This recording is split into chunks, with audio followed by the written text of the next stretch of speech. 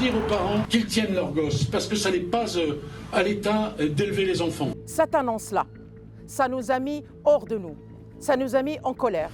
Suite à ça, on a constitué un collectif. On a sorti une liste de revendications. En voici quelques-unes. On en a marre de ce racisme décomplexé, le racisme dans la police, exclure les filles voilées du milieu du sport, stigmatiser les jeunes dans l'emploi. Nous et nos enfants, on est des Français comme les autres. On doit avoir les mêmes droits. On a marre d'attendre des rendez-vous pour les naturalisations. On est là dans une quinzaine d'années. On travaillait ici.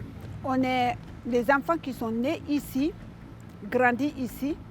Ils sont français. On a marre des systèmes qui nous méprisent. Je dénonce l'inégalité d'éducation pour nos enfants, absence d'enseignants non remplacés, décrochage scolaire, des difficultés s'accumulent, pas d'accès aux études supérieures, délinquance, discrimination à l'embauche.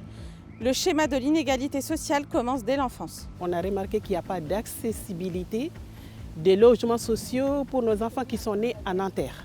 Je ne trouve pas ça normal qu'il y a des pères de famille avec leurs enfants, leurs femmes et leurs enfants qui vivent chez leurs parents. On a remarqué une dégradation totale. Il n'y a pas d'agent d'entretien dans les immeubles. 4 immeubles pour un seul agent d'entretien, ce n'est pas normal pour nous. On est délaissés à nous-mêmes. Aujourd'hui, il faut attendre 2 mois à peu près pour avoir une place chez un médecin spécialiste. Les orthophonistes, psychologues, gynécos, on n'a qu'un seul médecin généraliste sur le quartier, ce qui n'est pas normal. On veut créer un réseau RSP, réseau santé prioritaire. Et aussi, on souhaite qu'il y ait plus de place pour les élèves qui souhaitent faire de la médecine. On veut aussi que ça soit rajouté, une fois que l'enfant a 18 ans, que le permis aussi soit obligatoire, pris par l'État ou pris par je ne sais pas quel organisme, et que ça soit gratuit. La voiture n'est pas un luxe, hein. La voiture est une nécessité.